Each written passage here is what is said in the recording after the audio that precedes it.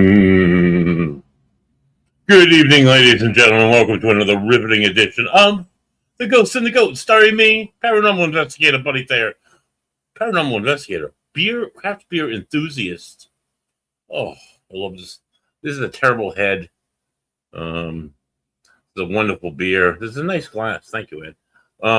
You can't see it though because of the fogginess, but this is King Julius.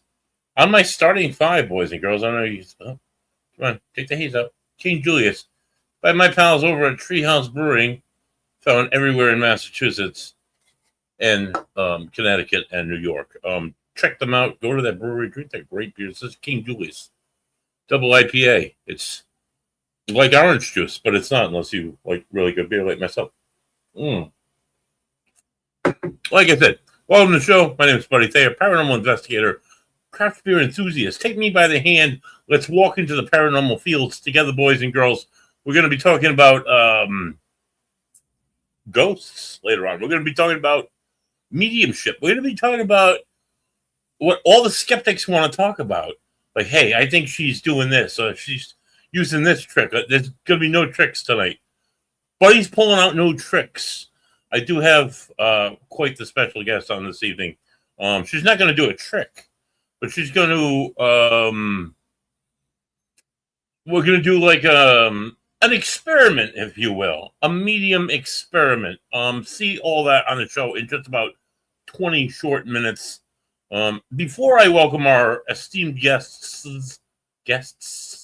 on the show this evening, as always, I will be covering a little bit of sports, because what's more paranormal than the Boston Red Sox sweeping the New York Yankees last weekend? Well, wasn't that? Let me just take a minute and say that again.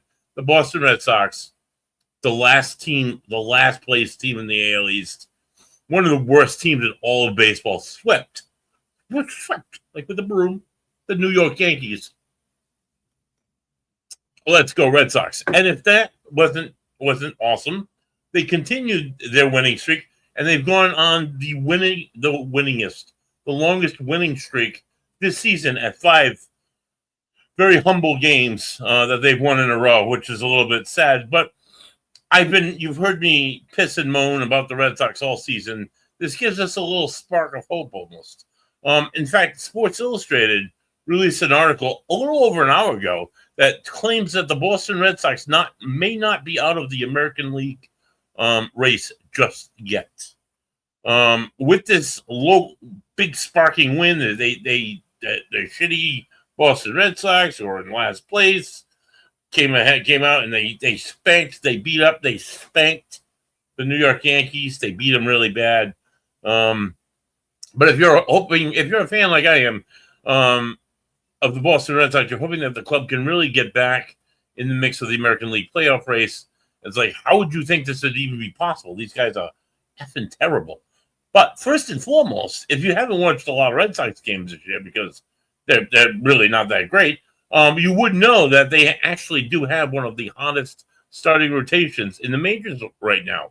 Boston has logged 12 straight quality starts, with the latest being from Ranger Suarez, who pitched 6 innings last night against the Washington Nationals on Monday evening last night, like I just said. And he only allowed 3 runs while striking out 8 batters. The Red Sox rotation is on a historic run right now.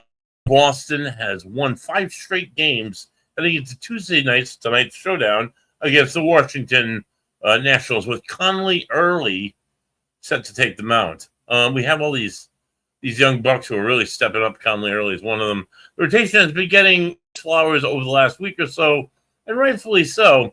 But the 12 quality starts in a row isn't even the stat that should give Boston fans the most hope right now. Again, Red Sox rotation is on a historic run. At some point, the quality start streak will end. But what should make us fans most excited right now is the fact that Boston is just one of 6 teams in the AL League right now, the American League right now, with a positive run differential at the moment. While they leave a shit ton of runners on the bases. And their bullpen usually shits the bed. But anyway, Right now, Boston is just 9 games under 500 right now. They have a run differential of +8. The New York Yankees are leading the American League at a run differential of +97. That seems like a massive differential. The Tampa Bay Rays and the Chicago White Sox are tied at 24. The Red Sox and Seattle Mariners are tied at 8, and then the Detroit Tigers are in the last ones in the American League. Now, of course, it doesn't guarantee that Boston will turn the season around, but the Red Sox have unbelievable luck. They're going to pull something out of their ass. How can a club be tied for the fourth best run differential in the American League and yet still be 9 games below 500, you ask? It's shocking, really. The Red Sox are tied with the Mariners, but Seattle is 43-43. The Red Sox are in the middle of the series against the Nationals right now, and they are 43-43, and yet their run differential is worse than Boston's at +2. All numbers, smokes and mirrors, buddy. We don't understand that. Basically, the Red Sox are going on a winning streak, and we're gonna hope they're gonna keep winning. We get the Nationals, then we got I think we got a really tough competitor coming up next after the Nationals. I'm not sure. I don't know if I have faith in the Red Sox. This might be just a little spurt. This might be something. We don't know. We'll tune in. We'll keep tuning in. We'll keep coming back. We'll keep saying go Red Sox because that's all I can really say right now. For my beloved Dolphins, nothing new on the horizon except the pending doom of the NFL season. I don't know what to expect. Maybe our medium has a little insight, but probably not. It's probably just going to be pending doom. In the NBA news today, just a few hours ago, LeBron James, the king, if you will, men who call themselves the king, I don't know. But anyway, the king, LeBron James, has decided that he will no longer be playing for the LA Lakers, and he's a free agent, and he's going to move on into free agency, and away he goes. Who cares? Jaylen Brown is still a member of the Boston Celtics. Where that relationship lies, I don't really know. I'm going to go to a baseball game tomorrow night. It features kids that are about to get drafted. They're just getting out of college. They're playing college baseball. They're in their senior year. Not quite the Cape Cod League, but I'm going to Newport to see the old stadium with my clients. Should be a great time. It's 100 degrees here on the mainland. Out on Aquidneck Island, it's only supposed to be a balmy 75. Be really nice. Make sure you hydrate, boys and girls, during the heat wave. And I don't just mean with good, delicious beers. Make sure you're drinking plenty of water because it's going to get dangerous out there. Let me take a sip of beer before I move on. I have a few short minutes before I welcome my guest. Hold on. Treehouse Brewing, one of my best, one of my favorites. Speaking of beer, really quick before I bring out my paranormal, switch over to the paranormal side of things. If you know anything about me, I do also another podcast called Three Dudes Brews. Features there it is. There's our logo. Features my lovely face, Costas Sengaruli, the Greekiest man I know, and Ed Padnord. And the three of us travel from brewery to brewery. We do podcasts. We crawl inside the mind of the brewers. We crawl inside of their insight. We crawl inside their that design and stuff. Like, why are certain breweries not all pretty? They're all some of them are in old mills or something. They got the furniture that you saw at your Uncle Larry's house back in the 1980s. All this and more. We should be releasing Uncommon Peer. Also, Uncommon Peer, it's a new brewery here in Smithfield, Rhode Island. Also, coming from Uncommon Peer to celebrate the 4th of July, the 250th anniversary of the United States, Uncommon Peer Brewing and Three Dudes Brews, myself and Ed and Costas, collaborated on our own beer. It's called 250. 250. It comes out on Friday. It's a strawberry, blueberry, and white cranberry fruited ale. It's 7.3 alcohol by volume. It's absolutely delicious. I've tried it already. Not the finished version, but of course, the couple weeks ago when we went to film the show. Oh my God! Head down there. They're right below D'Angelo's. You come off at 295. You pass the Smithfield Commons. It's D'Angelo's. Bam! There's Uncommon Brewery right below it. Check them out. Awesome beers. Awesome beer lists. Not your common pairs. Not like, oh my God, they have a ton of IPAs. They don't. Well, They'll have one IPA this weekend because they did a collab with Lops. But other than that, it's not your atypical brewery. It's not your atypical beers. Maybe that's why they decided to go with us. So anyway, check that out. Check all that good stuff out.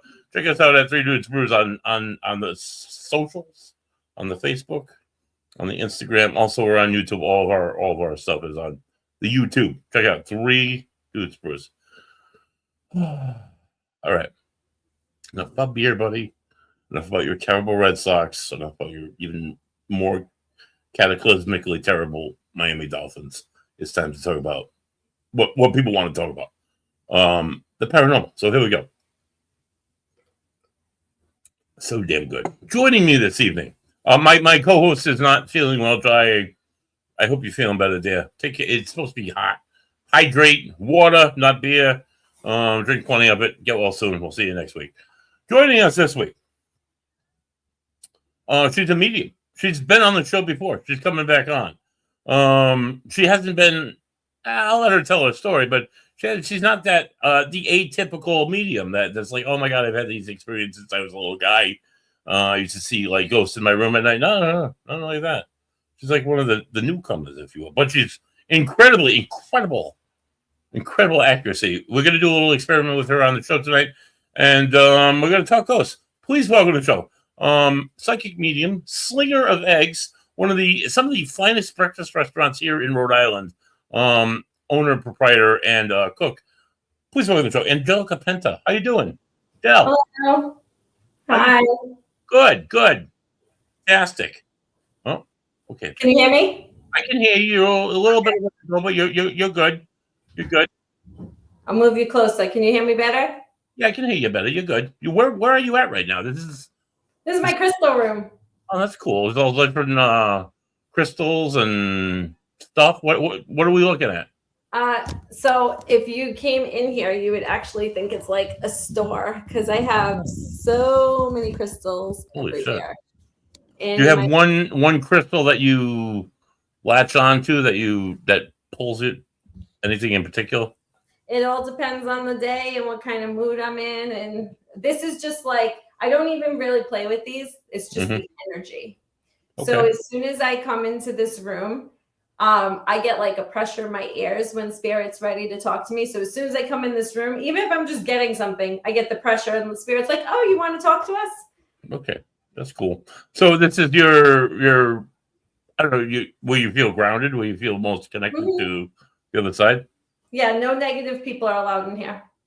That's fair. That's good. Now, we talked about it briefly on the last show, but please, just for tonight's audience, how did you get into doing what you're doing right now? So my husband and I actually own 2 breakfast restaurants, like you said, Del's Kitchen. And I never in my life thought I'd be doing this work, but I always had great intuition. And actually, I did see a ghost one time as a teenager. My friend and I actually saw one together, and we both didn't believe it, but that was a crazy experience. So in my early 20s, I started having what I explain to people as like psychic dreams. Yep. I have a sister that passed away at only a day old. So I always say she's like my spirit guide and my guardian angel. So she would come and take me out of my dreams. I'm sorry, out of my sleep into like a dream. I would leave my body. I would see myself sleeping. I'd see my husband sleeping, see my dog. It was crazy. And then she would show me future events. And this only happens a few times a year. And usually it was like a warning type of thing. And everybody was always like, oh, it's just a dream. It's just a dream, until things actually started happening. Then, that makes it a little bit more creepy. Go on. I'm sorry. Yes. Yep. No, it's okay. Then in 2022, my grandmother passed away, and it was like a door just opened up. So now it was dream after dream after dream after dream. But instead of what my sister was with my grandmother, and they were more intense dreams. They were more often. They were happening all the time. And then one day she started talking to me in the shower. Oh, wow. And she told me the day that my grandfather was going to pass, which was 2 weeks from that day, which was exactly 6 months from the day she passed. So of course I'm like, this makes no sense. Right. But then he actually passed away on that day. Oh, wow. So I was like, what the heck? But when she had told me, she told me in the shower. So I was just taking a shower and I heard her like right here outside my body. So I was like, what's going on? And I'm like, oh my God, am I like, do I have something wrong with me? I have to go to the neurologist. I have to see what's going on. Right. Well, wait a minute. I have psychic dreams. Why can't I hear my grandmother?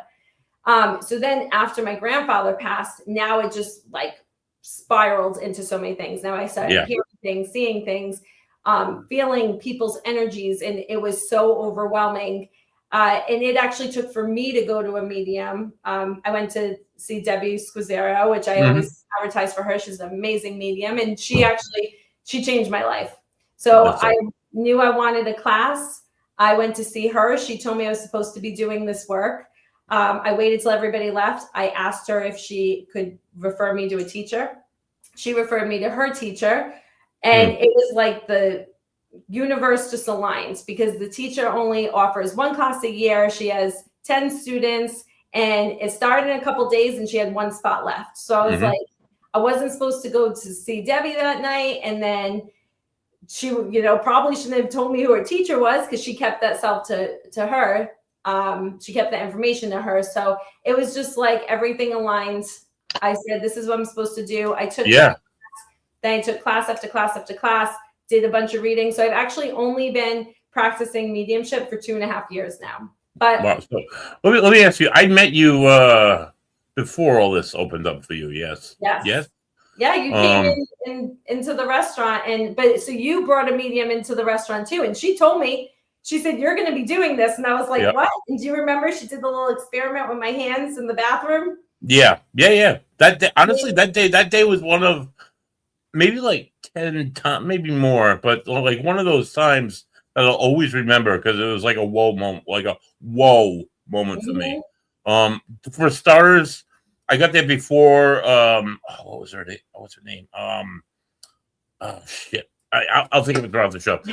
Before the medium got there, and I had remembered like things that we were like trying to like look into that I couldn't like really pinpoint certain information about the building. I was driving around the back of it.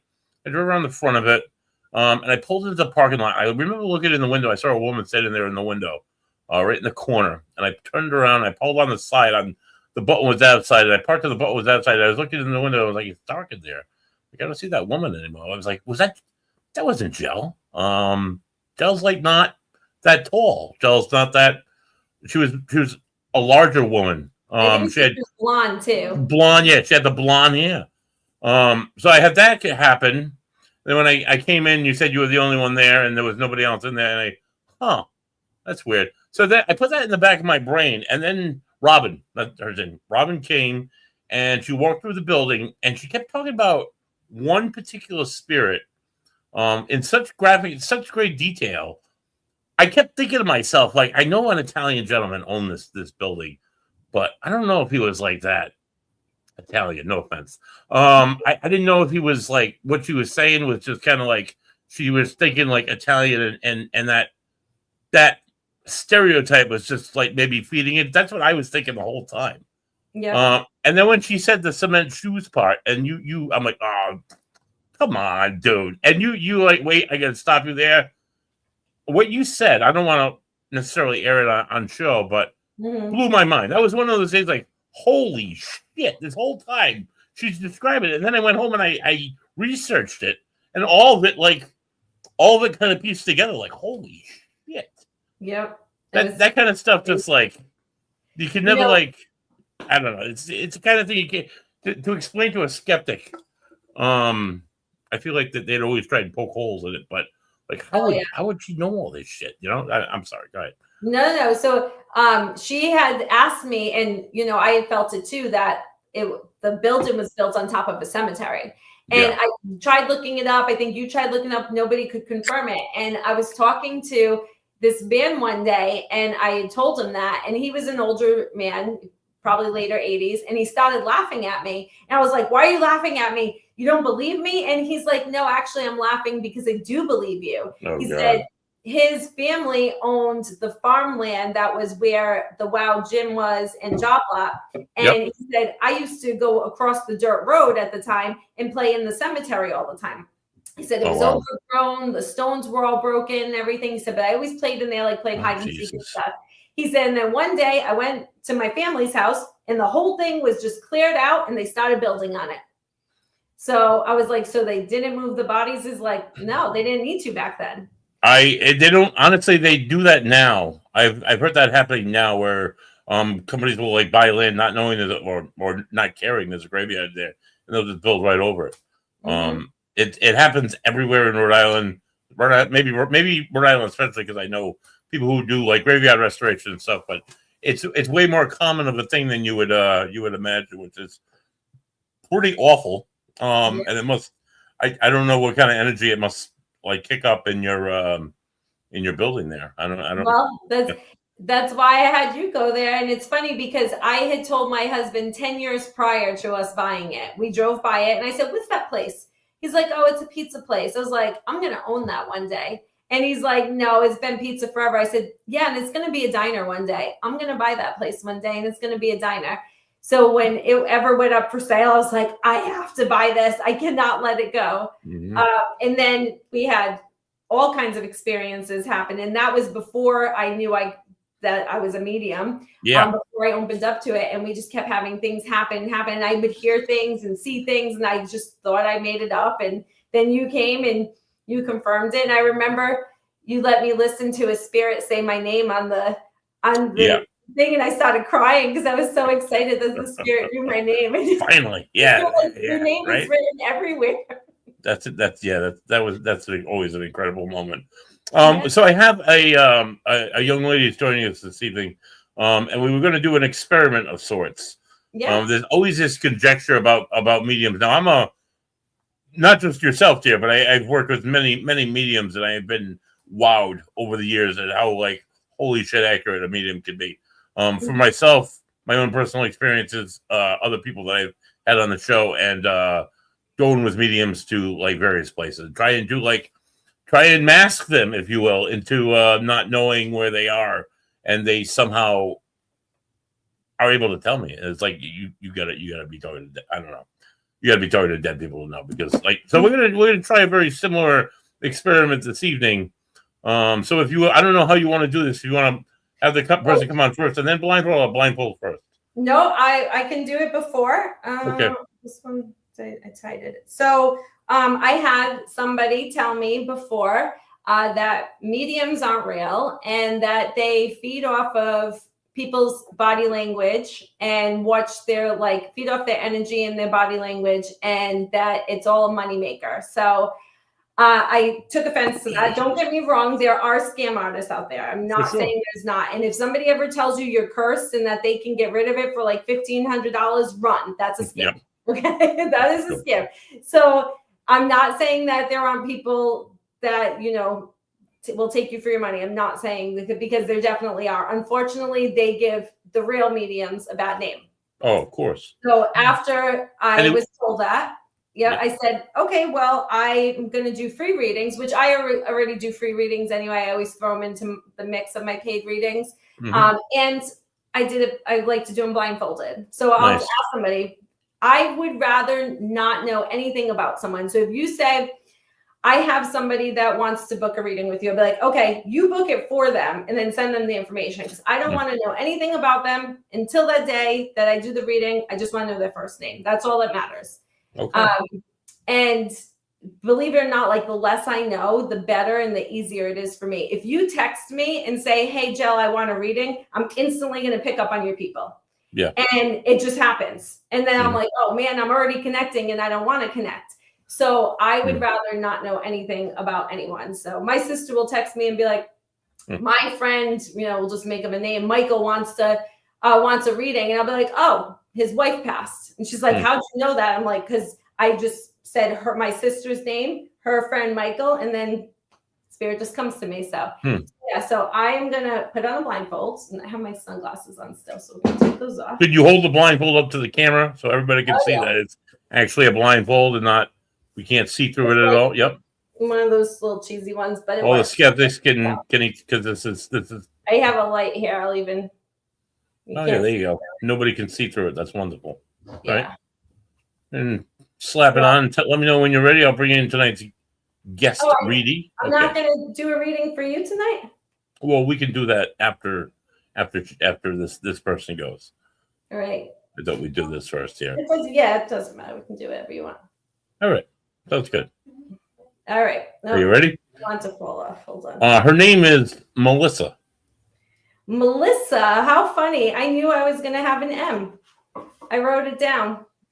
I'll show you after. I wrote down, I kept hearing an M. I was like, Michelle, Michaela. I knew I was going to have an M. Okay. Melissa, can you hear us? Can you can? Yes, I can hear you. I can hear you. Fantastic. All right, go ahead, ladies. All right. Hi, Melissa. Hello, Angela. So what I'm going to do is I'm going to just see who's here for you. And I didn't mention this earlier, but I can go direct as well too. But I'm going to see who's coming in for you. And then if that's not who you want to hear from, we can go directly to who you want to hear from. But I want to see if I did ask Spirit to come in with exactly who they wanted to come in, who they wanted to talk to before. So okay, I'm just going to take a second and see who's here with you.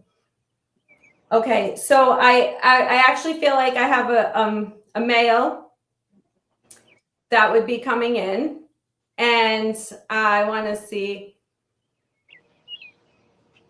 So I actually hear a J name. I'm hearing like a John or a James. Can you connect to a male with a J name? And even when I get names, I always just throw them out there, whether they connect directly to them, if that's their name, or like someone close to them. And I like inner circle close. So can you understand a male that would have a J name or connect to a J name? no. No. Okay.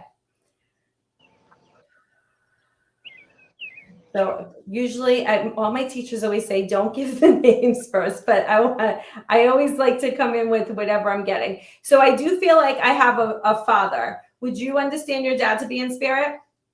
No. No. Okay. All right. Let me see.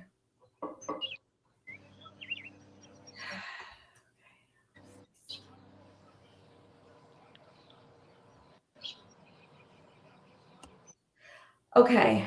I keep hearing the J. So I'm going to just ask to push that aside because it could be someone for Buddy. We don't know that, but I want to connect directly into Melissa. Melissa, who are you hoping to hear from tonight? Just give me their first name. Ken. Ken. Okay. So would this be a husband? Son. Son. Okay. You want to know what's so weird? I literally had this conversation the other day. When I get a dad, it'll either come in as a husband or a son. I don't know why, but they mix in for some reason. Okay. So Melissa, and you want to speak to Ken. But with Ken, I feel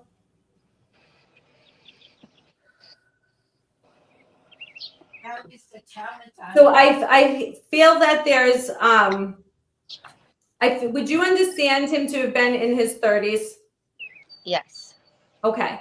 And I actually thought this was connected to Buddy earlier, but I'm hearing it again. Would you understand July to be connected to him or even to you?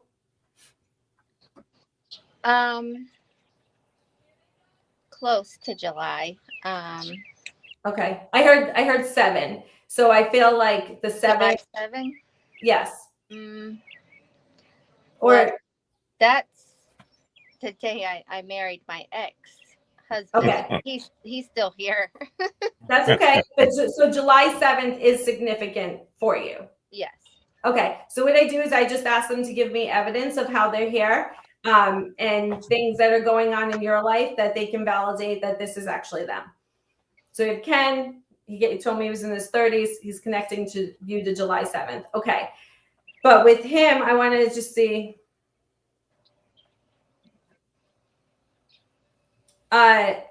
November. So I felt like October, November, he kind of brought me into those 2 months. Would you understand? I want to go with October. Would you understand October with him? Yes, I would. Okay. And he's also telling me that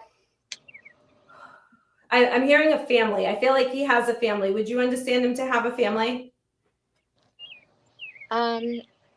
Well, he not a wife and kids family. Okay. I feel that there's I feel two. So I do feel that there's two children around him. Would you understand two children that be around him? And these could be like nieces and nephews too.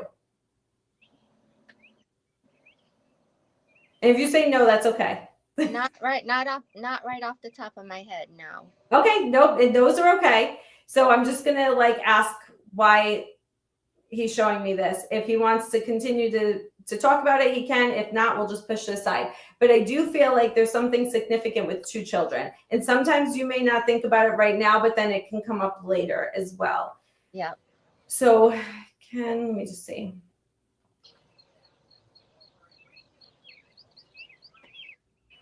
Okay, would you understand him to be one of two children? Would he have a sibling? I lost a child and had, Okay, but so there would have been two of them. yes. Okay, all right. So that's what I asked him to clarify, and I heard him say, "I'm one of two." Okay, and would you know if the other child? I don't want to assume like when you lost the child, but would you understand her to have been a girl? Yes. Okay, because I actually feel like she is here as well. But I want to continue to speak to Ken, and if she wants to come in, we can. I feel an S name. Would you have given her a name? No. No. Okay. That far, no. Okay. Would you understand an S name that would be connected to you?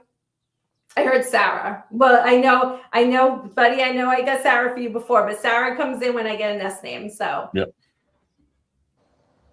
No, not a Sarah. No. But well, that's just my name for an S name. So I just feel like there would be an S name connected to you. I feel like whether it's a sister or somebody, I just feel like I see you and then I see like somebody springing out from you. So I just feel that there would be an S name connected to her, to you. Sorry. It could have been. Okay. So with Ken, would you understand? I feel like his passing was sudden. Would you understand the quick passing? Yes, absolutely. Okay. And so he's going like this to me. He's saying he doesn't want to talk about his passing because I feel like it's very emotional for you. So we're just going to back off of that. But I'm hearing six, like 6 years, 6 months. Would you understand his passing to have been like within 6 years? No, within 6 years. Okay. Yeah. Because I heard 6 years, 6 months. I'm like, well, are we between that? Where are we going here? Okay. And he wants to, I only say things what he shows me. So I'm going to bring up that. And I should have said, I don't really get symbols. I should have said this at the beginning. So I'm just going to say everything that I see, hear, feel, anything that comes up. So he's bringing my attention to his funeral. And I feel that what he's showing me is you wanting to speak, but you couldn't because there was so much emotion. Would you understand that? Yeah, absolutely. I don't know how much you want to say, but still to this day, I can't really talk about him without being emotional. Okay. So, yep, you can validate stuff. Just don't tell me like stories because that's something that he could tell me. So, but you can absolutely validate something. And if it's not with him, you can say, I can take that, but it's not with him. We should have went over the rules before. I'm sorry. Nope, that's totally fine. So he tells me though, that like, you're an amazing mom. And I feel that you're still an amazing mom. Like you still do so much in honor of him and in memory of him. And I feel that you talk to him every single day and you want him to know, like, you're not forgotten about. Don't think for 1 second that like, I'm not thinking about you every day or wanting to hear from you every day. Would you understand that? Yes. Okay. And he's just making me feel like you were, he's making me feel like you were like me. Like I'm kind of a helicopter mom to my son. So he's like, she was like that. She was very protective, but I feel like it was all the good intentions.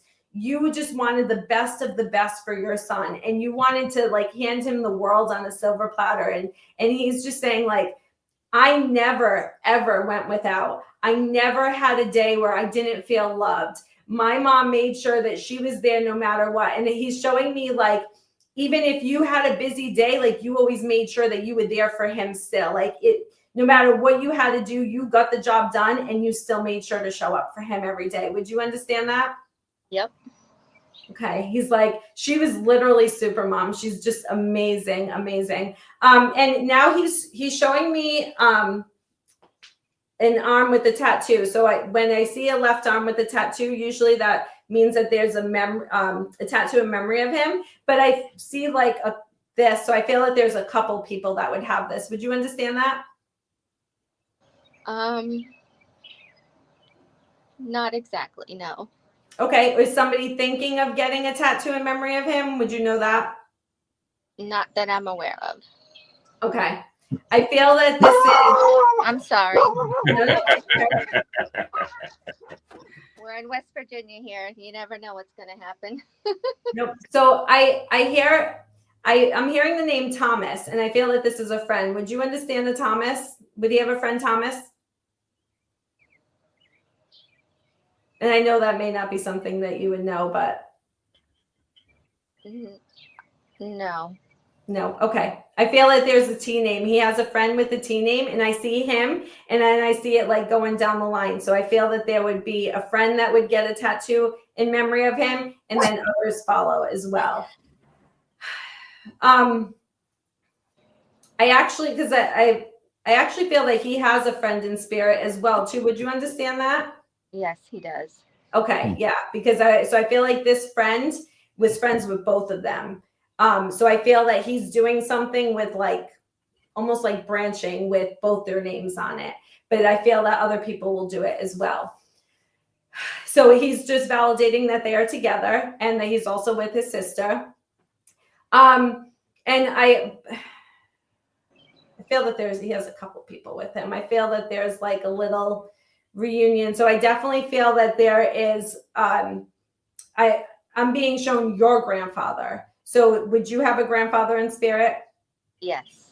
Okay. Because I feel that he is there. And now I feel that there's like a step down. Would he be named after somebody? Yes. Your son? Okay.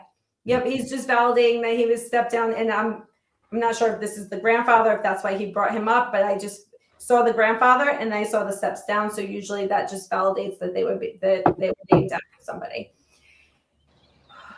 And he just wants you to know that even though he's not physically with you, that he is there every single day with you and that he is sending you signs. I feel that he sends you music. I feel that music is something significant with you, that he sends you music and he's just letting you know that he is with you every single day and that he hears you. And just know like what an amazing mother that you were and that you still are, because he still respects everything that you do for him and he knows and hears everything that you do for him. And he's showing me you, I see you like sitting on a bench. Would you is there something with the bench? Would you sit on the bench and talk to him? I feel like it represents something with him though. Would you understand that? Can I say what I'm sitting in? Yeah. Okay. It's a wooden rocking chair that I sit on my porch outside every night and talk to him. Okay. I was going to say, I feel like you're sitting outside almost like, I feel like it was like a little park. So that makes sense. Okay. So yes, I saw you sitting on a bench, like outside looking at like grass. And I actually felt like there was water too. Do you have water around you? A little stream. Mm-hmm. Okay. Okay. Yeah. Cause that's just what he showed me. And he's saying like, I feel like he sits right there with you. And I feel like those are some of your best moments with him right now. Like that's the time that he sits with you and he hopes that like you can feel him. Cause I feel like there's like this like wind will go by you and you feel that that's him. And he's showing me like him just wrapping himself around you, and just feel his love and know that that truly is him, because I feel that he is just right there with you. And he's sitting, it looks like, so I feel like there's a step next to you. I see him like sitting on a step next to you, but like he'll like reach up and touch you. But does that make sense? Yes, it does. Okay.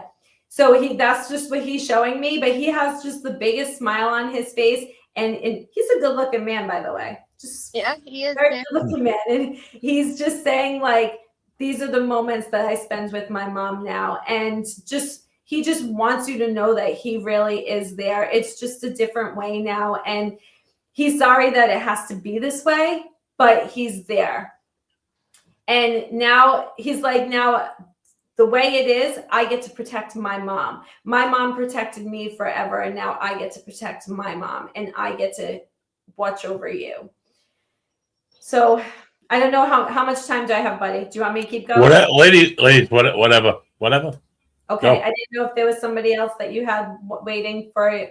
No, just Melissa. Okay, all right, then I can keep going with. Let's see who else wants to talk. So with this, with babies, it's tricky. Most people will say don't read the baby, because unless they took a breath here. But I'm going to give you what she's showing me. And this could even be your son showing it to me, but I'm going to tell you what she's showing me. So what I feel is, I feel that you have like a little outfit and little shoes. And there's something in memory of your daughter. Would you understand that? I feel like even though she wasn't here, you still have something in memory of her. I really don't, because it happened early. Okay. Would you understand you like saving anything for, like, I just feel that there's something that you kept in memory of her, whether it's a sonogram picture or there's something I feel that's in memory of her. And if not, that's okay. I just feel that there's something she's showing me. No, it was very early. Okay. Okay. Well, I'm seeing something with this. Let's go where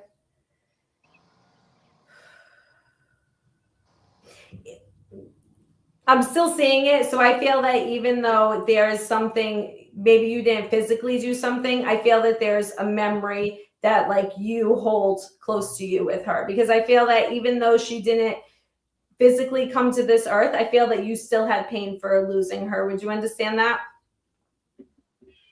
Well, I could feel in my mind, body, and soul that she was a girl, but we never even got to find that out. But I just feel that it was. Okay. Well, I feel that she's a girl too. So I'm just gonna say that out there. But so because you can't validate anything with that, I'm just gonna let it go. But just know that she is there with you, and that she's with her brother now as well. So was there anybody else that you were hoping to hear from besides your son? He's really the only one. Okay. Well, just know that, like I said, your grandfather is there, and I feel that he has a very strong tie to your son. Can you understand the military with your grandfather? Yes. Okay. Because he just saluted me. So I feel that he's just showing me like he's doing his job and taking care of the kids. So I feel that he is up there and he's hanging out with them. And but like I said, I feel that there's like a whole line, but they're stepped back. So I feel that this would be like grandparents, great aunts and uncles. I just see them all lined up, and they're all there. And I feel that they're just hanging out all here too. So thank you so much for allowing me to connect into your son. I'm gonna take this. Melissa, do you have any questions? Any unanswered anything? Well, Comments? I just wanted to say this is the second time I've spoken with you on Buddy's show. You know, I was gonna ask you if I read you last time. I almost asked you at the beginning because I felt very familiar with him. But Yeah. okay, go ahead. I'm sorry. It's been a little while, but both times you mentioned, he said, I'm here with my sister last time. And there was something else. I just can't think about it right now. But this is the second time I've had you read me, and yeah, a lot of things you said will maybe sink in later. I was just I don't know. I just miss him so much and just wanted to hear a little more. But I know it's kind of fresh. It's just been a little over a year for him. So Yeah. I can keep going if you want me to. I guess it's up to Buddy. It's up, ladies. I just wanted another hour. So go ahead. Tell me. Go ahead. Talk about what you want to talk about. See, I wrote Michelle or Michael because I felt like I had an M, that I was going to have an M name tonight. So, and it was funny because I was like, well, usually last time Buddy had like 3 people come on. Mm-hmm. So I wasn't sure if I was going to have more than one, but yeah, let me see. I usually do 3. I was, you were talking about doing the experiment. I'm like, I know somebody. Let me have. It's been a while, so I reached out to Melissa immediately. Yeah. I forgot that you had done this the last time with Joe. I have so many mediums come on. It's hard to keep up, but it's you know people that could need it. So yeah, no, that's fine. And I almost questioned because I felt like I had like familiar with her at the beginning, and I was like, well, Buddy had me read a woman with a son last time. So I feel like this is a dad. And for whatever reason, dads, husbands, and sons come in with a similar energy. So I'm like, all right, let's go with husband or dad. And let's see. Because I didn't think you were going to trick me like that. So you tricked. So I got in my head there. And I was like, all right, I felt like this was the same energy from the same spirit from last year. But I was like, I don't know if he would do that. I might just be in my head. So, but I guess that's right. All right. I'm going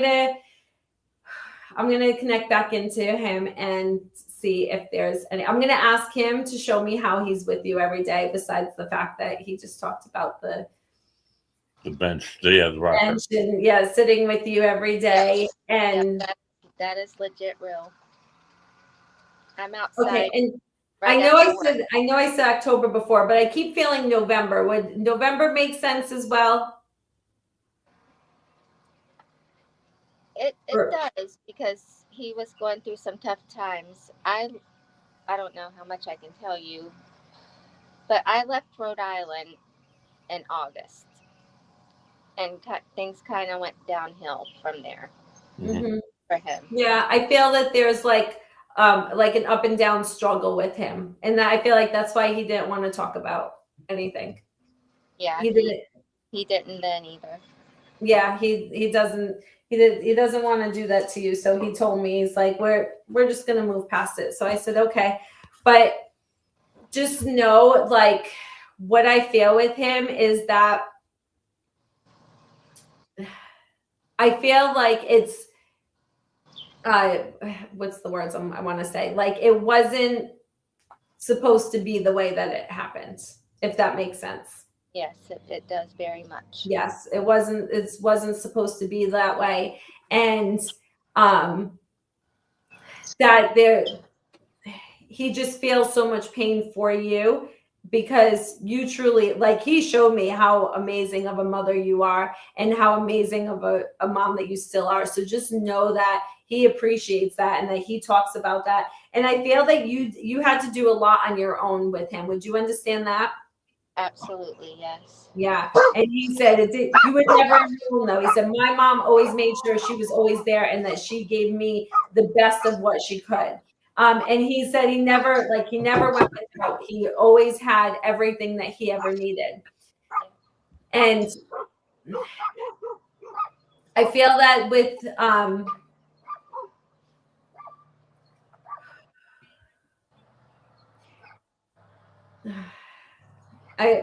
I don't want to hold back, but I do. Are you okay with me just saying everything? Yes. That I'm getting. Okay. So I feel that he could have asked for help. But he sees that now where he didn't see it when he was still here in the physical. And he didn't realize how many people would have been there for him if he had just reached out and asked for help. And he doesn't want you to hold any of that. Like, he doesn't want you to have any guilt or hold any guilt in and thinking, I should have done this. I could have done that. I should have talked to him or called him. He doesn't want you to hold on to any of that guilt because he's taking full responsibility for everything. And that had nothing to do with anything. Does that make sense? Yes, it does. You understand that? Okay. And he doesn't want you to hold on to that.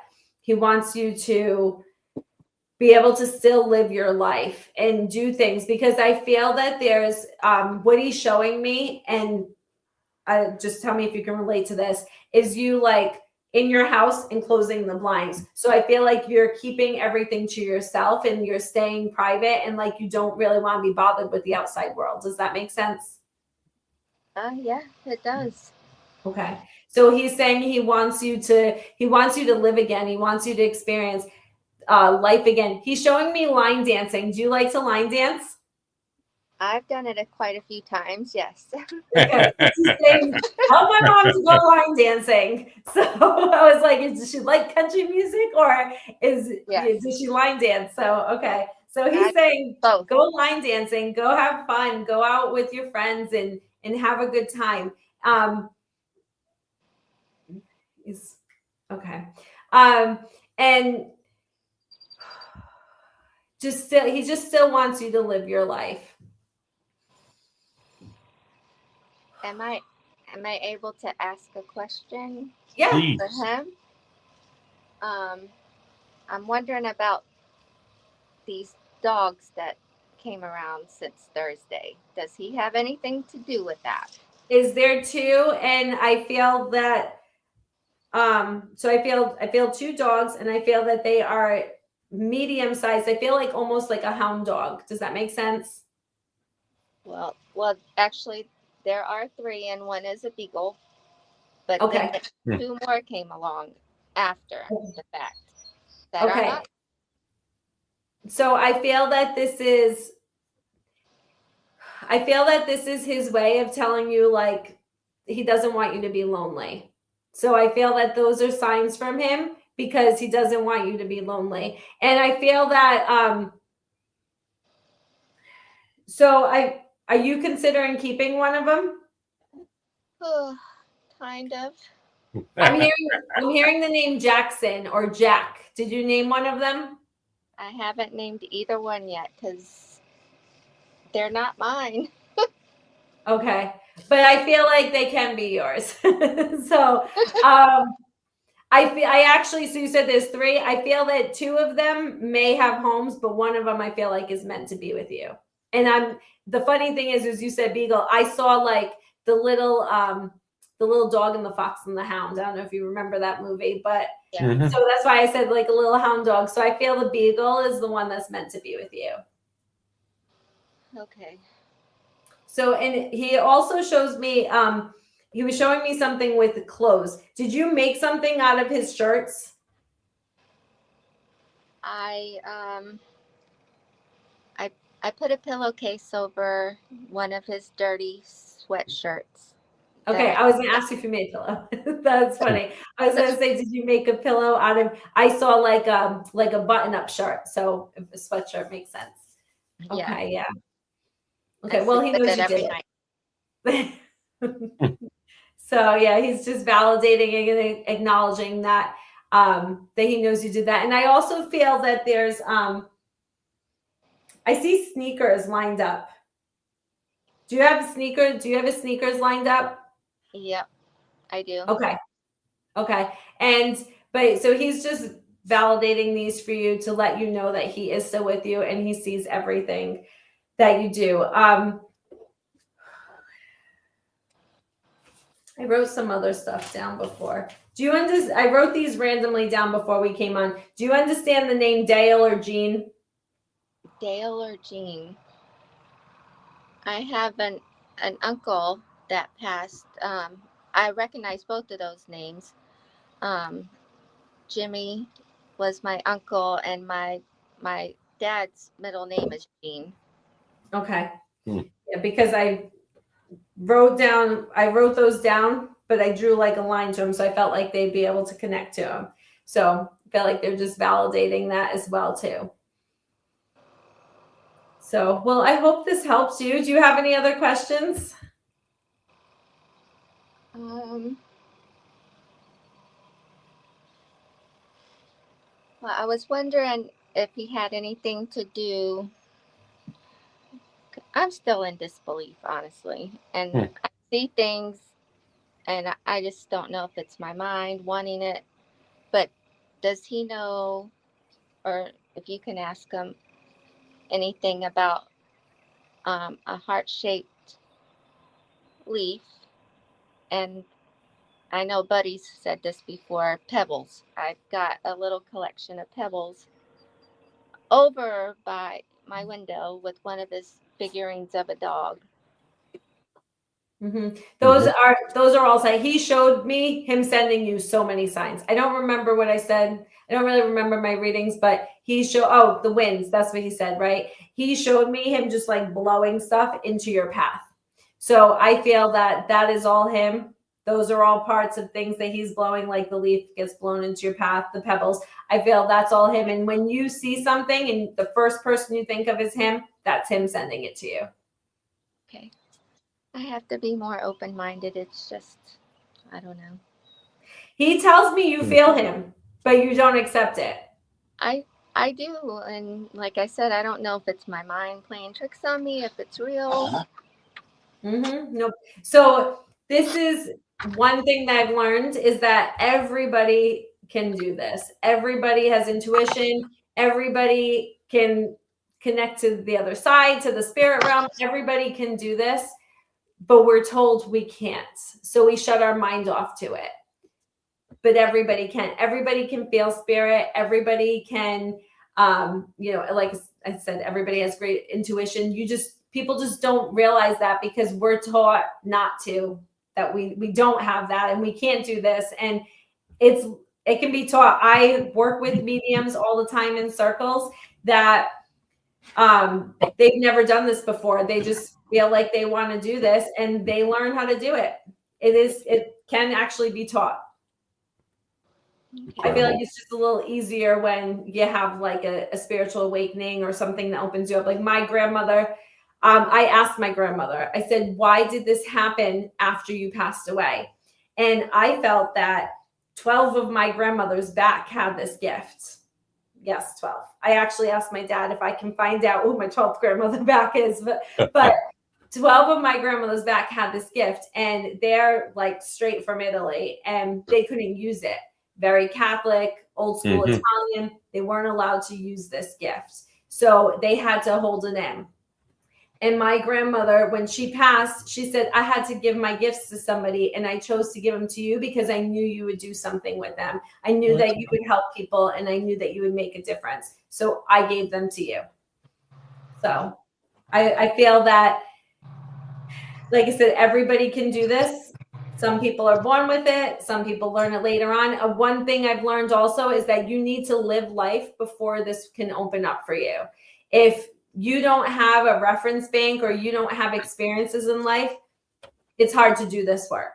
A lot of stuff that they show me is stuff that I've done or that my family has done, or that I've seen or heard. You need to live life before you can do this, if that makes sense. Yeah, it does. Awesome. All right, ladies, if anything else more said? Any other? No. No. All right. Well, thank you for joining me again. It's always a pleasure, Melissa, to see your face on the screen. Everybody, of course, will fondly remember you tomorrow when I spoke to you. Bobby, of course, probably the number one candidate for that. So, you're brighter than I am right now. I'm looking out my window. It's dark. It's bright and beautiful there in West Virginia. So good for you. Are you an hour behind us? No, we're not, but it just stays longer Somehow here. nice. All right, Yeah, isn't that nice? yeah. All right. Well, that's Probably nice. about 45 minutes. But Oh. I'm coming up the week Oh. of August 7th, so I will be sure to be in contact with you. We can go Oh, get a beer or absolutely. something. Yeah. Yeah, absolutely. That'd be fun. All right. See you then, lady. Have a good, safe travels. Bye-bye. Thanks. Oh, awesome. Awesome lady. She actually worked at the group home that I work at now. That's how I know Melissa, and she's like 100% heart. So great lady, good friend, and it's always nice to be able to connect her because it's just such a terrible loss that she experienced with her son. And it's so weird because I felt that right from the beginning. And I'm like, I don't think Buddy would give me the same person. I was like, let's go with dad or husband because I don't think he would give me the same person. But you tricked me. You did. I should have trusted my gut and just. Unfortunately, I don't keep track. They, for reference point, your restaurant in Warwick, they lived about maybe 5 minutes from there, right off of Strawberry Lane. So really local, really local lady. Let me ask something. As a medium, if I was to show you like a photograph, would you be able to tell me anything about the person in the photograph? Yes, I can connect to a photograph. I can connect to a name. That's why, like, once she said her son's name, with Ken. Once she said Ken, like everything's out here. So I have like all these spirits, and then once she gave me his name, it just shrunk it right down to just to focus on him. All right. Well, I'm gonna, for shits and giggles, I have a photo here of a person. I'm going to show you the photo. You tell me what you think, what your impressions are. Okay. There we go. Oh, there she is. So, is this the woman that we talked about last time? Did we talk about her last time? Am I talking about this? Oh shit! I did bring her up. Is that Sarah that we talked about last time? No, that's not Sarah. No, that's not Sarah. Okay. No, I'm not related to this woman at all. Okay. This is a different woman altogether. Okay, so I feel that I'm hearing like 1800s. Yep. And I feel that for some reason I'm getting Russia. Would you understand something connected to Russia with it? Can you validate stuff with her? I can, and no, not Russia, no. Russia, but would you understand like another country connected to her? No, ma'am. No, ma'am. Okay. Not to my knowledge. I don't know. I feel there's another country like background because I feel that she had like a very hard life. Yeah. And would you understand like a J name? Oh, I'm getting the J again. A J connected to her, like a Jane or a Julie? I don't think so. I could look up her name. I'm not 100% sure that her name off the top of my head. Hold on a second. I don't. But I feel that. So I'm hearing 27. Would she have passed young at like 27? Yeah, she was very young. Okay. And I feel like it was like an illness because I'm hearing like scarlet fever, and that doesn't necessarily mean she has scarlet fever. Just hear it illness. Nope. Okay. Would you Okay. This is crazy, but I'm gonna just say it. Would you understand the fire? Is there like a fire make sense with her? Nope. No. I'm sorry. No, dear. No, that's okay. No's are okay, but I'm still seeing it. I got her name, and she is not. What'd you say her name started with? I know her name. Oh, I said I felt like a J, like a J. No, there's no J in her name.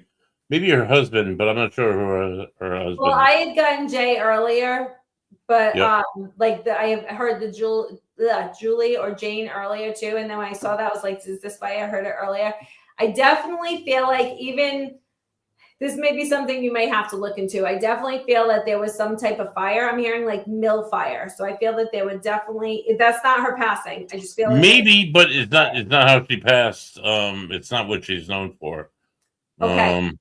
Would you? I also feel something like very bad, like brutal. Would you understand like Yep. like like a beat. I feel like a beating. Yeah, I would get that. That would be understood. Okay. Because I feel like there's just being a beating, and that it's just there's a lot of like anger, but sadness. And like, I feel like I'm going up and down, up and down. Would you, is she a witch? No, not wealthy. No.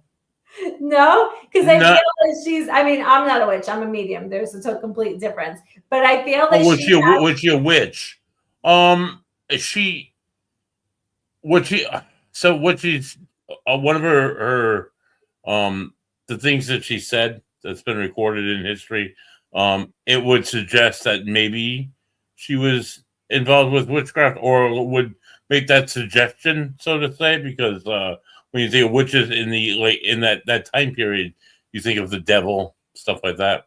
So maybe I could give you that. Like herbs around her and stuff, and I feel like she would have been like a healer type of person. No, she was not a healer. No. Well, that you know of. Can I not that I know, can I tell you any facts about this woman? Well, yes, but give me another minute. Let me see what else comes through with her. All right. I feel that there's a baby with her. Would she have had a baby? I don't think so, no. Okay. She might have gotten pregnant, but I don't think there were any children in the marriage. Because I feel that there was a little girl that's being protected by her. I mean, maybe, but not to my knowledge. Okay, and I just feel that she's got. Oh, I see the J name. Okay, her husband's name was John. So there might be a J name there. I said John earlier. Didn't you hear me? And I kept saying there's a J name that keeps coming up. I keep hearing John. And I'm like, I'm just going to push it aside. I was looking at her the whole time, but it's fine. Yeah. Okay. So there's that. Go on, please. Anything else that you want to? I just feel that they're like I feel that there's just a very brutal beating, and there's just like, I even see like whips. I feel that it's like it was bad. Yeah, that could have been possible. That was very well possible, in fact. Because I see scars too. Like, I feel like there was lots of scars. So I feel like this was something that maybe happened all the time. But I feel that she was, I feel that I want to say like a badass, if I can say that on here. You can say that. Yeah, you can say that. Because I feel that she tried to stand up for herself, but I feel that it just got shot down. Maybe. So let me tell you a little bit more about this lady here. So her name is Lavinia Fisher. Her husband's name was John. They operated a like a bed and breakfast, so to say, called the 6 Mile Wayfarer House. It was right outside of Charleston, South Carolina in the 1800s. Now, according to local lore, she would poison travelers and with oleander laced tea, so that her husband could rob and murder them in their sleep. They were eventually caught in the 1820s, and they were brought to the Charleston jail. I became aware of this woman, Lavinia, and I looked her up, and her eyes always just captivated. Her look just captivated me. So I was probably after the 1820s, because photography, what am I saying, wasn't invented until like the 1850s. But anyway, Lavinia here and her husband were arrested. Now, at the time in South Carolina, a wife couldn't be executed a woman couldn't be executed if she was married.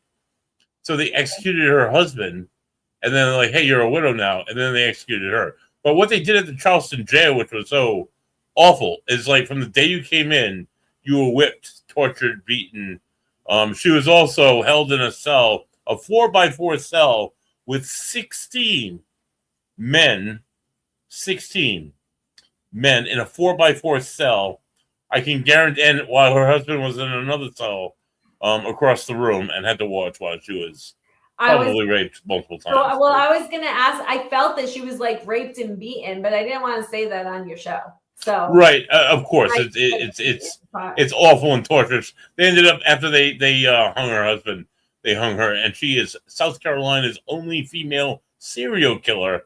I just find her eyes just so freaking like, oh my God, they're so like, they grab me. It's like she grabs me. I can like almost Like, oh god, she is like, I'm gonna take her off the screen. She's just like she's kind of a dark lady. I don't know. I definitely feel like through her eyes, I watched a fire. So I wonder, did the bed and breakfast like burn down or something? What happened to the bed and breakfast? I'm not sure. They might have raised it. A fire might have happened. It did live through the Civil War, so they could have been, of course, burned to the ground at some point during that era. I'm not really sure the beyond history of that after they passed. So I wonder if I felt the illness because she was poisoning people. Maybe because I felt like scarlet fever, and I was like, well, it doesn't necessarily mean scarlet fever. So there was an illness. So I wonder if I felt that because she was making people ill. Right. All right. So I saw her picture there. I just wanted to throw that out at you. Yeah. Well, we had a few minutes to kill. That's the first time I ever read somebody from the 1800s. So thank you. That's kind of cool. So on the first time you came on here, you threw out two names at me, Sarah and Heather, and of course I went in the Heather direction because Heather's my wife who passed away 6 years ago, and I always look for the opportunity to speak to Heather, irregardless of the holy shit multiple signs. By the way, I found my wallet, which is another weird story. So I automatically gravitate towards Heather every single time. But looking back on it a few months ago, I remember you said Sarah, and it clicked in my head like holy shit.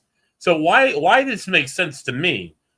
About 6 months or so ago, I started like really delving into my family tree. So my father's mother's family were from Westerly, Rhode Island, and there was a lot of like her parents were from like opposite sides of the tracks, and her mother married like a poor mechanic and moved to Providence and had a bunch of kids because they're Irish, and she died very young, and there was a lot of like malcontempt about her family because they were wealthy, and the whole socioeconomic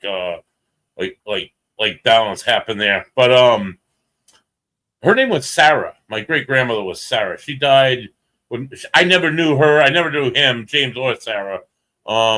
James died. My great grandfather died in 1941, December, 3 months before my grandmother got married. So my father wasn't even born yet, obviously. And then Sarah died when my grandmother was 3 years old. She had just had her son Raymond, who was my great uncle, and they had a bunch of kids. And I think she had cancer, and she died in 1925. So I never knew her. My grandmother never knew her. We always just heard stories from my grandmother's older siblings about what their father was like, what their mother was like, but we never had an idea. So I went down to Westerly and I found the graveyard they were buried in, and I found both their graves. Of course, I had a beer with my great grandfather because he was a drinker, and Sarah, she was a Carney originally, so the Carneys owned a good half of Westerly, and I went and found the Carney house. My great great grandfather John Carney built. I think like the 1880s. It's in like the oldest section of Westerly. He was a stone cutter. He was also a politician. A lot of the stone outside the house, I can't help to think like, oh my God, that's like my great grandfather probably cut that from the ground. Anyway, the house that my great grandmother grew up in is still there, and her younger sister's grandchildren now still own it. So that's a whole big fucking story. I'm sorry, I kind of weaved in and out. But it was important, like it was significant, so it made sense. So that's why she came through, because maybe she came through knowing that you were going to be doing your family history. And I went and researched. I found her grave. Like I asked out loud, like, why was this like family like hatred? Like I heard stories from like my grandmother's sister Liz. She used to live next door here. Hilarious woman. And she talked about going to her Aunt Pauline's grave, one of Sarah's sisters, who was super wealthy, and like urinating on her grave. This is a woman. This is a respectable woman who's like my Aunt Liz was a proper person, but she openly talked about how she hated her aunt so much and went and peed on her grave. I thought that was great. But I mean, I wanted to know like why there was this like spike, why the family split, you know, there's all this hatred. But come to find out, so my great grandfather, like I said, James, they were all born in Wesley. They were machinists. He moved the family to Providence. They felt that she could have done better. I honestly found a letter from her that she wrote when she was still single, and they felt like she was like slumming it almost. She went to school for teaching. She was a teacher. What else? Just a whole bunch of like her sister Pauline. This lady Pauline ended up marrying this guy that they ended up working for Henry Ford. Made a ton of money during the Depression. So they were like really super wealthy. So I don't know. It's just like it's weird that you connected with Sarah of all people because I never knew this woman. My grandmother, her daughter, never knew her. I mean, she knew her when she was 3, but I mean, what memories do you have of your mother when she dies when you're 3? So I just thought it was weird that Sarah would come through it, and I had been doing all this research and doing all this like personal history and digging into it. I was blown away when I made the connection. It's like, holy shit, this woman's coming into, I don't know. So I just thought it was cool. So I probably just gave you every detail that you could possibly tell me about. Well, yeah, don't ask me to connect to her again. Jesus. But it's funny because I was doing a reading for my grandmother one time, my grandmother that's still here. And I was like, I don't want to connect into, like, I don't like reading my family because I already know a lot about them. And then they can be like, well, you already know this about me, you know? So yep. I was like, I don't want to connect into anybody that I would know for you. So I want to connect into your grandmother, which would be my great-great-grandmother, someone that I never met. And it was so crazy because she was giving me all this information. My grandmother was validating it. And then I found out my great-grandmother's like whole life story that I have never heard before, all That's from awesome. Her telling me and my grandmother validating it. And I was like, I never heard that story. How come you never told me about her before? But I guess I probably never thought to ask about her before. So it's just cool, like the stuff that you can learn and know. And I like was saying crazy stuff and I was just doing it for fun. And then it ended up all being right. And I learned so much about my great grandparents that I never knew. So so you find that family will come through? You'll hear from family? Oh yeah, my family comes through all the time, but I don't always, tell my family because of course. It, like my sister always is like, give me a reading. And I'm like, I'm not going to give you a reading because what I'm hearing is stuff I've already told you. So then you're going to be like, well, that's your opinion. So that's why it's hard to read family. So if I give them a reading, I want to connect into somebody that I don't know. Like if my sister says connect into our grandparents, I'm gonna be like, no. Right. So give me somebody I've never met.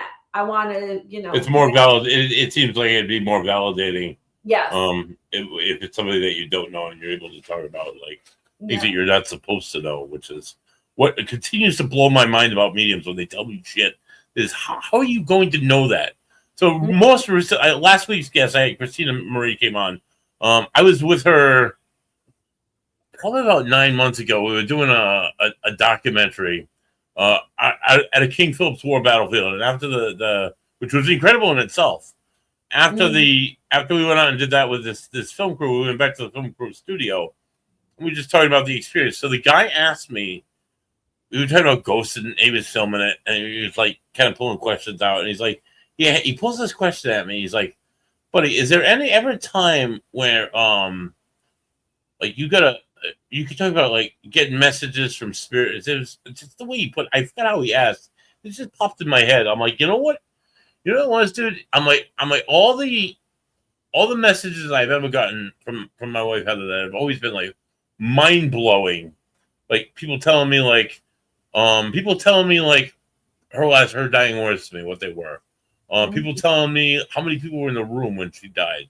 People telling me what color I painted my room that would celebrate Heather, that was in honor of Heather. the people that would tell me how many I host events with Roland. I had hosted one with Roland Comtois, and I sold 60 tickets to the event. 15 of those people were there to see Heather. I mentioned that the day of. I said that to my mother, I think. There's 15 people coming out to see for Heather tonight. Oh, that's amazing. That's great. And then during the reading, he's like, there's 15 people to see me here tonight. Like, what the fuck? Like, people have blown my mind with things that they've told me about my wife and about spirit and whatnot. It's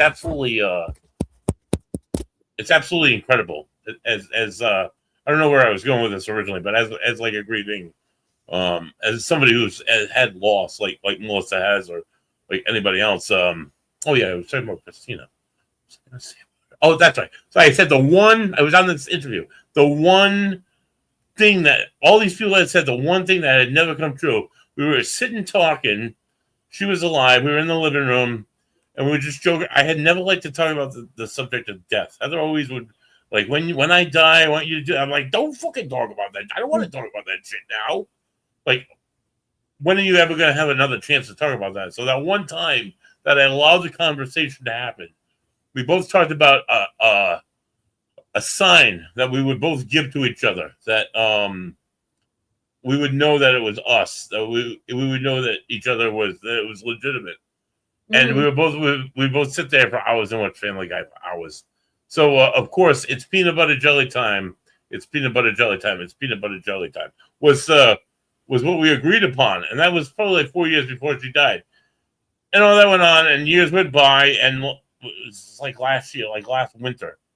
I tell this same story to this guy, and she's sitting next to me saying, "Oh my God!" She's like, every single time I've taken her to various places, we've done interviews together on the air, we've had her on the show like 5 or 6 times. Every time that I'm due to see you or have an experience with you or go out and do something with you, I always have that song in my head, and I never related it to you, but now I do. I'm like, holy fucking shit! Like, how would you? I don't know. I guess I said it originally, so it could be power suggested. It could be that. I guess for the skeptic's point of view, but it just blows my mind. It just never ceases to amaze me what a medium's going to tell me, what they're going to know. That there'd be no way for you to know this. You know, this was information that was shared between two people, and one of them's not here anymore. Now, how the fuck do you know? You know, so I've done over 700 readings so far. I keep track of them all. So in 2.5 years, I think that's pretty good. But every time I do a reading, there's always something that I am like I'll get off the reading. I'm like, how did I know that? And I mean, I know how I know it. Spirit told me, but I'm like, how did I get that? Like, it's just the craziest stuff always. And Spirit literally amazes me all the time. And the stuff that they come through with and the stuff that they tell me, and it's crazy. I was doing a reading one time, and my husband was in the chair next to me, and I was on the computer, and I look over and I was like, why is our house smoky? And he's like, what? I was like, the house is smoky. Go shut the candle off. It's burning. And he's like, the house isn't smoky. I said, yes, the house is full of smoke. I think it's the candle. Go shut all the candles off. And he's like, honey, I promise you the house isn't smoky. So I get up and I shut the candle off. And I went and sat back down, and I was like, oh my God, the guy that I'm connecting into died in a fire. Oh, wow. So I had said it, and the woman validated it. And I was like, how did he change my vision? Like, he literally changed my vision. I thought my house was on fire. It was the craziest thing. Like, I just saw so much smoke, and it's just so crazy how they can just blend in. I mean, I was super nervous tonight. Like, when I get nervous, I don't blend as good, but when I like blend with them, they'll come through, and I'll start speaking like I'm that person. And I'm like, where did that come from? And it's just crazy, the stuff that they'll do. And I'll notice I'm talking and I'm saying and this, and we did this together, and I did this, and I did that. And I'm like, whoa, that's not me. And I don't even realize it, because you go into like kind of a trance thing. And it's it's amazing what spirit can do. And there's so many people that are like, aren't you scared of that? And I'm like, no, I think I used to be scared of it, but now I know it's not like that. And I have people say like, oh, you're working with demons and it's demons changing form. And I'm like, no, I only work with love and light. Right. So I only ask for, the person for the highest and best good of the sitter to come through for me. Like, I make sure that I only work with love and light, and I don't work with anything else. So I have never dealt with anything negative. I've never had that experience because I don't open myself up to that. And I also believe in like vibration. So if I'm a positive person, I'm vibrating so high, I can't be on a negative level because I'm never in that low of energy. So. Right. So let me ask you, when you're not doing your medium stuff and you're saying you're slinging eggs at gels 1 or 2, how do you shut it off? How do you block it out? So I make rules, and I'm like, when I'm living my regular life, or at the beginning, it wasn't like that. They used to come through me all the time to the point where I had to leave work a couple times. That's why I was like, I need to take a class. I need to learn how to do this. Yeah.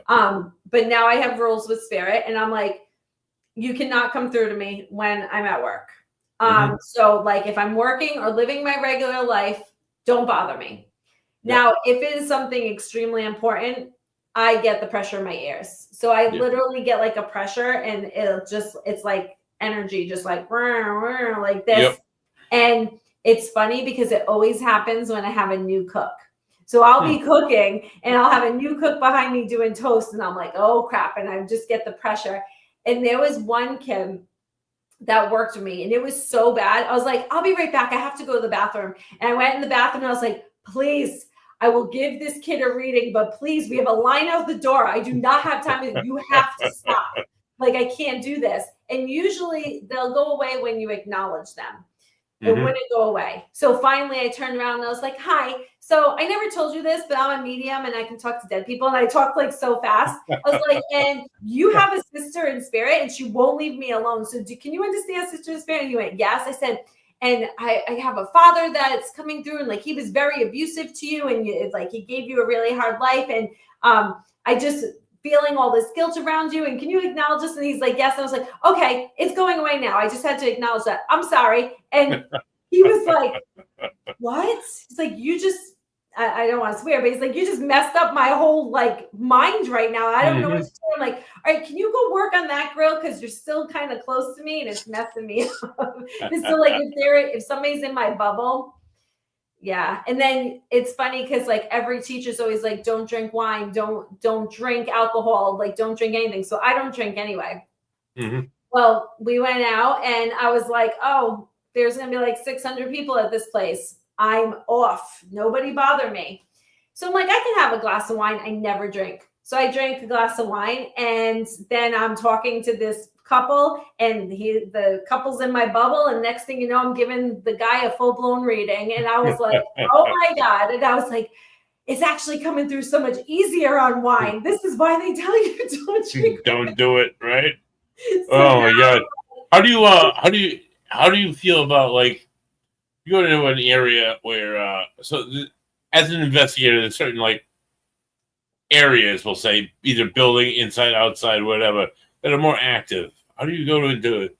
Is it louder? Are they more like for example, the establishment your sister used to work for, very haunted location. When you go there, is it overwhelming? Does it? No, because I know, like, when I'm going in, I'll be like, okay, like, I ask my guides to just, like, I don't want to feel this. I want to have fun tonight. I want to go there and have a good time. So I'll just ask for, them not to bother me. And usually for the most part it does. Now, that doesn't mean I feel stuff. I can see stuff. But usually for the most part, they have respect and they leave me alone. I have seen apparitions in that building. I have had some holy shit paranormal experiences in that building. And then I go in that building because my company Thrive.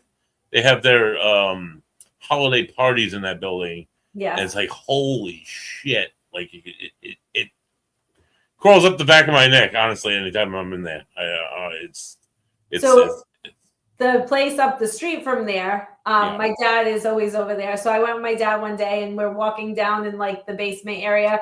And I'm like, oh, you had a band, like a whole band.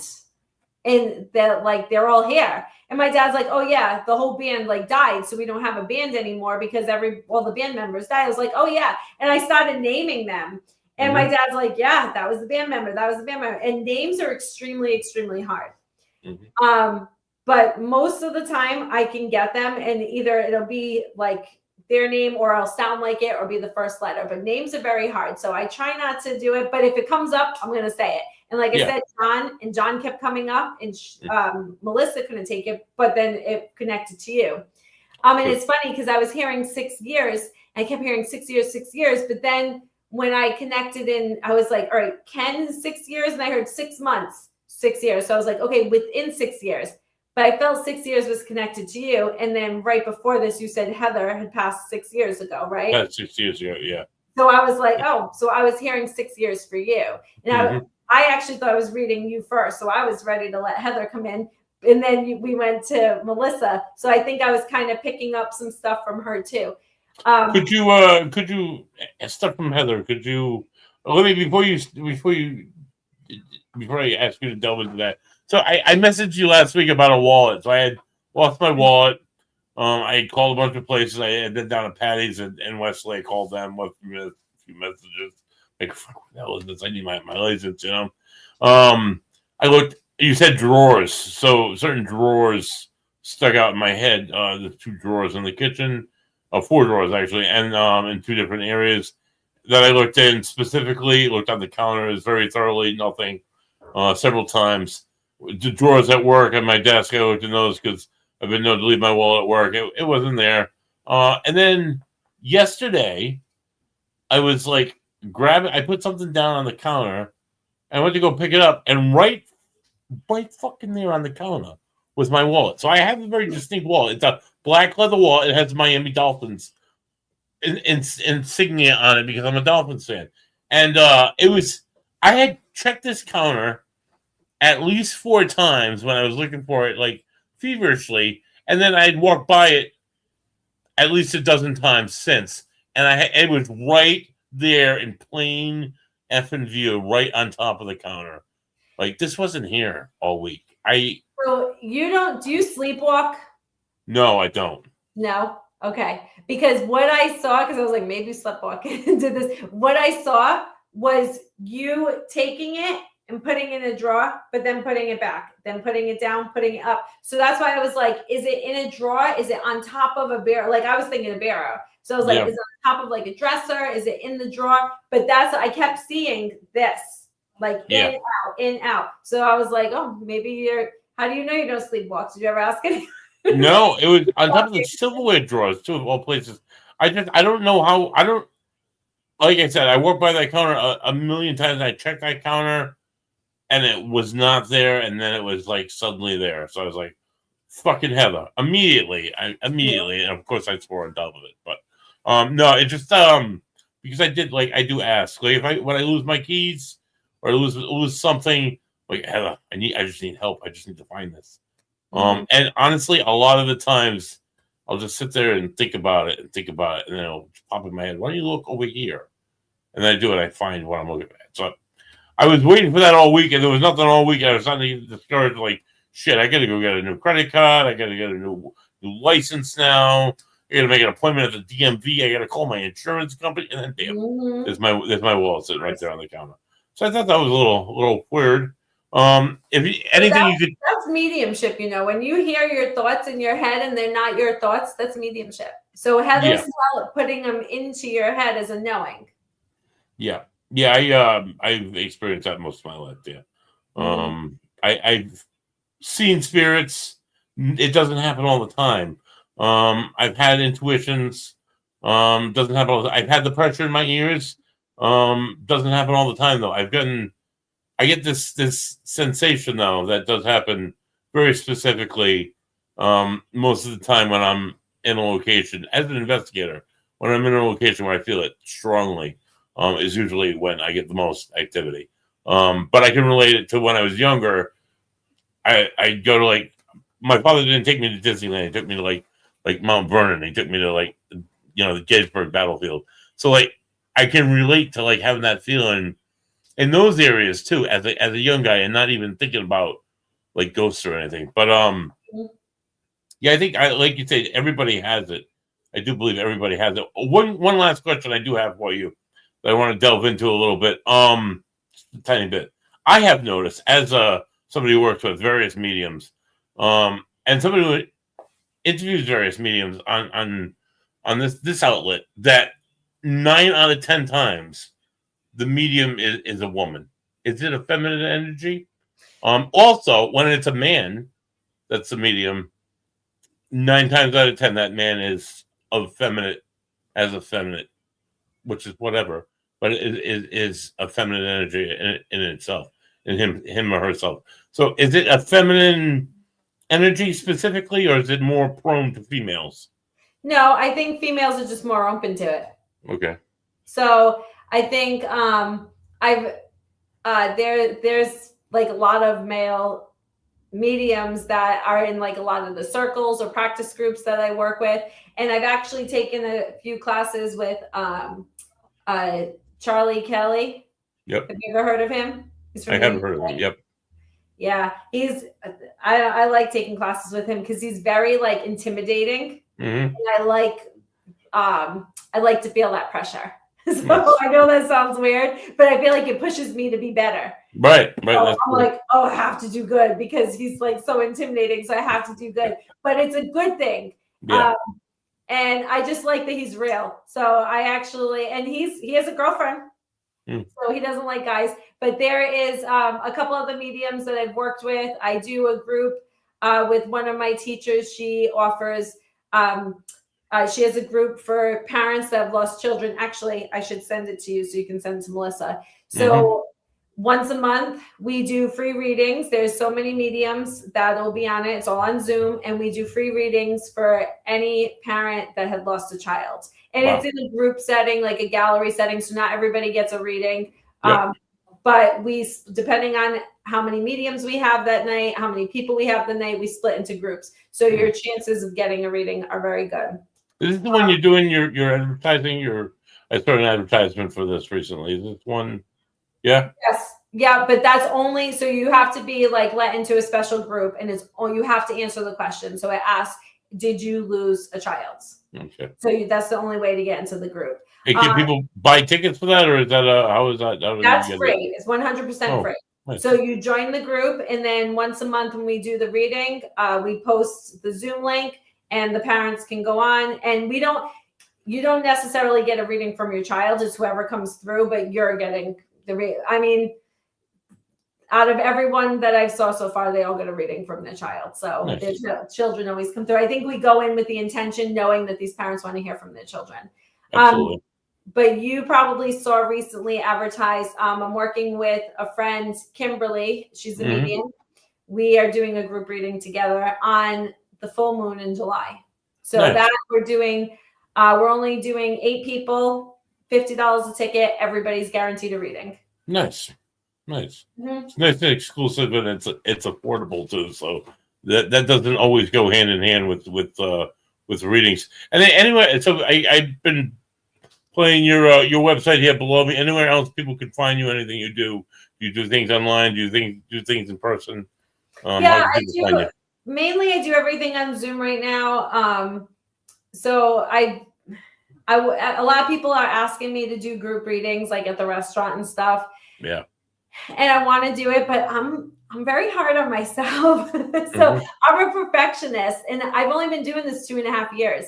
So like the fact that I knew that was Melissa's son today, but I got tripped up thinking that, like, I got in my head being like, oh, I already read this person before, so this is going to be a dad or a husband. Like, I got mad at myself for saying that when I knew it was a son. I should have just said that from the beginning. So that is what like pulls me back, and I'm like, oh, I'm not ready to do groups yet. Which again, I've done so many groups online, and I've done them. I think something in person just makes me like harder on myself. So I feel like I need to be I need to work on myself more, basically. And I know that's not the case because I know I've done like amazing readings. I'm a perfectionist. Yeah. So I'm like, That's when good. I feel ready, I'll do groups at my restaurant. And if anybody's interested in dining at your two fantastic restaurants, the addresses for those are? So we have West Warwick, which is the original Gels Kitchen. October will be 15 years that we've been there. So that's 1745 Main Street in West Warwick. And our Gels Kitchen 2, which usually my husband's at that one, that is 3003 West Shore Road in Warwick, right next to Papa's Ice Cream. Mike is an equally awesome cook. I have nothing but fantastic experiences there at Gels too. Does he cook when you go there, or is he hanging out talking to all the customers? He does walk around. He does his rounds, but I see him often behind the grill, running the show, cooking the eggs. So I mean, he's always every time I look at the cameras, he's talking. I'm sweating, cooking, and he's over there just hanging out. Yeah, I'm like, Ian, Brett, I'm starving. I didn't eat all day. This one's sitting down having a full course meal with customers. That's great. Awesome food there. Awesome mediumship. Check out AngelicaPenta.com for everything and find her on the social medias. I tune in next week, guys. I don't know who I'm having as a guest, but I'll find somebody and we'll get it done for Angelica Penta. This has been Buddy Thayer, the Ghost and the Goat. Go Red Sox. But probably not. Have a good night, guys. Happy 4th of July. And try 250. Run out to Uncommon Pear Brewing. It's on Putnam Pike in Smithfield, right after the Smithfield Commons. Get off on 295, the Greenville exit. Bam, it's right there under D'Angelo's. 250. It's my beer. Well, it's my beer. It's their beer, and we collabed with them on it. It's very fruity. It's very delicious. Check it out. And that's it. That's all I got to say to you guys tonight. Have a good night. Have a good week. Peace. Thank you. Oh, my God.